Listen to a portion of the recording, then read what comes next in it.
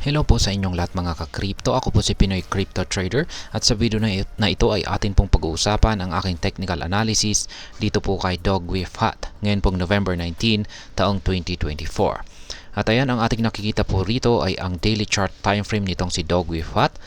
At yung aking nakikita na maliban dito ay nakikita rin natin yung aking previous projections nitong nakalipas po na November 15. Ayan, umangat na rin po itong si Dogwifhat. Ayan, kitang-kita natin na nagsimula yung kanyang pag-angat noong November 5 at marami na rin po siyang binasag na mga dating resistances, pero yung kanyang pag-angat ay umabot lamang po hanggang dito.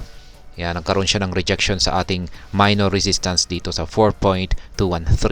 Pero yung karayom ng candlestick natin na nabuo noong November 13 ay halos napakalapit na po niyang tusukin yung major resistance natin dito sa 4.856. Kaya ayan, pagkatapos po niyang makaranas ng rejection dito po sa ating minor resistance dito sa 4.213 ay ayan na nga, bumagsak na po siya. Kaya ngayon ay ayusin po muna natin itong mga nabasag na mga support natin nung siya ay bumagsak. Ngayon ay bumangga na po sa kanyang pagbagsak, ay bumangga na po ngayon siya dito sa isang trend support natin dito sa ibaba. Yan, zoom out po natin. Nabuo po yung trend support natin dito. At yan, pakita ko po, nabuo po yung trend support natin dito. Dulot po ng mga rejections dito. Ayan, may rejection tayo rito. At mga rejection na rin dito. Ayan, dito. Kaya ilang beses na po niyang pinatatamaan yung support natin dito. Dati po nagsisilbok po kasi ito na dating resistance, trend resistance, kung saan ay nabasag po ito nitong nakalipas na mga November 13. Nabasag po ito at ngayon ay nagsisilbi na po ito ngayong isang support. Kaya ayan, bumabagsak na po itong si Dogwifhat at kasalukuyan po siyang bumangga rito. Ayan, or bumagsak po siya rito at yung binabantayan natin dito ay kung mababasag ba niya ito o hindi. Ngayon ay sa kanyang naranasang pagbagsak dito nitong mga nakarang araw ay ayan, nabasag po yung mga support natin dito. Kaya palitan po natin ng kulay. Gawin po nating kulay green. Ayan, maging ito ay kulay green na rin po yan ngayon.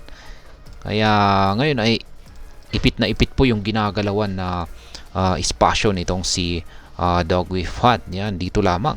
Kaya yan, sa mga paparating na araw ay maaari po siyang magkaroon ng breakout dito, which is pwede po siyang makaranas ng breakout dito sa ating minor resistance dito at saka dito breakout sa ating trend support dito. Kaya yan, dahil dyan ay yan po yung pagbabasihan natin ng ating mga projections dito. Kaya ayan, unang-una is maaari po siyang magpatuloy sa kanyang pagko-consolidate dito. At malamang ay kung magko-consolidate po siya ay dito po siya sa dulo magkakaroon ng breakout. Ayan, baka dito na siguro yan. Ayan. Kung sakaling makaranas po siya ng breakout dito sa lower portion or dito po sa trend support natin dito. Ayan, kapag tumagos po siya rito ay ayan, babagsak po siya. Magpapatuloy po siya sa kanyang pagbagsak at pero yung sunod po na harang natin dito ay isang minor support dito po sa 3.192. Pero sa tingin ko ay kung babagsak po siya rito ay mukhang hindi po gaanong matibay yung 3.192 na support natin na ito. Kaya possible po na baka aabot yung kanyang pagbagsak dito sa 2.869. Kaya yan, kung sakaling nagkaroon po yan ng breakout dito. Kasi medyo nakakatakot na po yung itsura ng ating QQE mode indicator dito. Yan, ito po yan.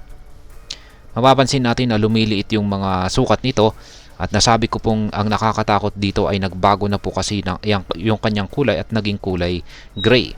Kapag naging kulay gray po kasi yan, ibig sabihin ay possible po na makaranas ng trend reversal itong si Dog with Fat.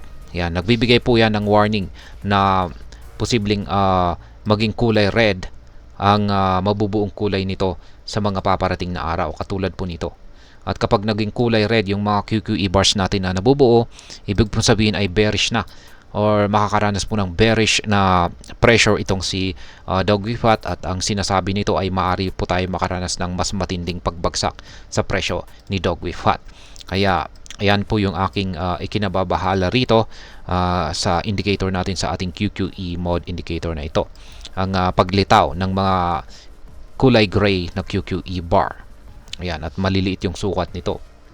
Ayan, pero yung ating Hall Street indicator naman po rito ay okay naman po. Ayan, malusog yung kanyang pangangatawan, walang pagbabago. Ibig pong sabihin ay bullish na bullish pa rin ang kalagayan nitong si Dog with Fat. Kaya ibig sabihin ay yung ipinapakita po ng ating QQE mode indicator dito ay mukhang isa pong matinding correction. Matinding price correction ang mangyayari rito kay Dog with Fat. Pero sa bandang huli ay makakabangon na rin po siya, at magpapatuloy po yan sa kanyang pag-angat sa presyo, kasi base po yan sa ating Hall Street indicator dito ay bullish pa rin ang kalagayan nitong si Dog with Fat. Kaya yun nga lang, at baka malaki po ang kanyang mararanasang price correction.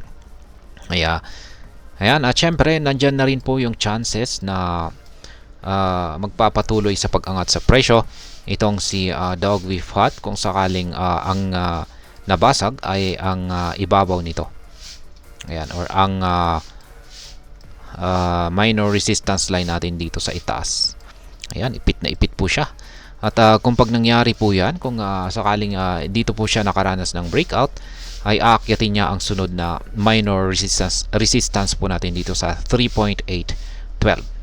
Ayan, kung saan ay meron po tayong nakaabang na isang ayan, triggered na po pala yan. Pagdating po pala sa ating mga trade setup dito ay ayan, nakabili na po tayo dito nung umangat siya. Kaya ayan, dito nung bumagsak siya pala rito. At ayan, ito po yung hindi pa nati-trigger.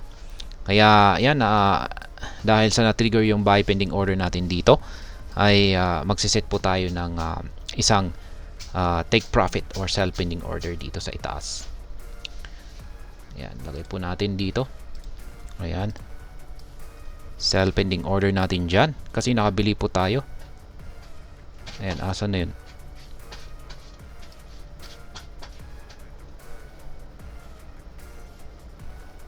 Ayan, basta maglagay tayo ng sell pending order dito at saka dito. Ayan, kaya ganyan po yung bagong trade setup natin ngayon dito kay Dog with Fat.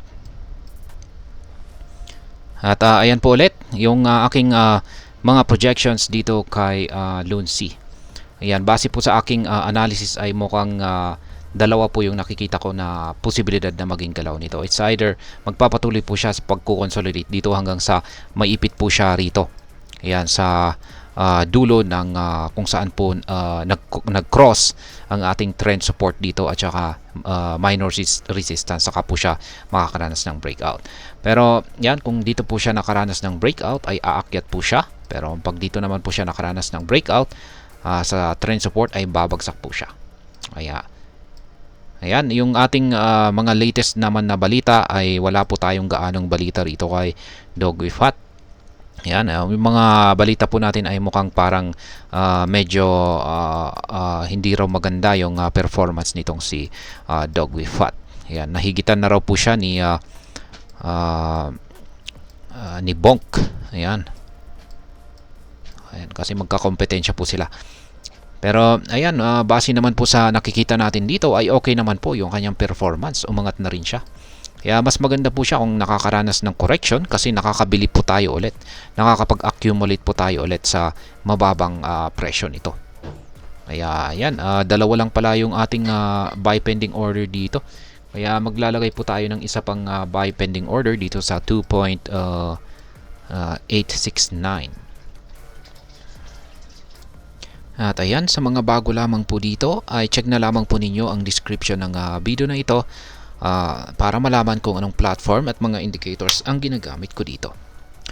At hanggang dito na lamang po tayo sa video na ito mga ka-crypto. Marami pong salamat sa panonood. Ingat po tayo lagi at God bless po sa ating lahat.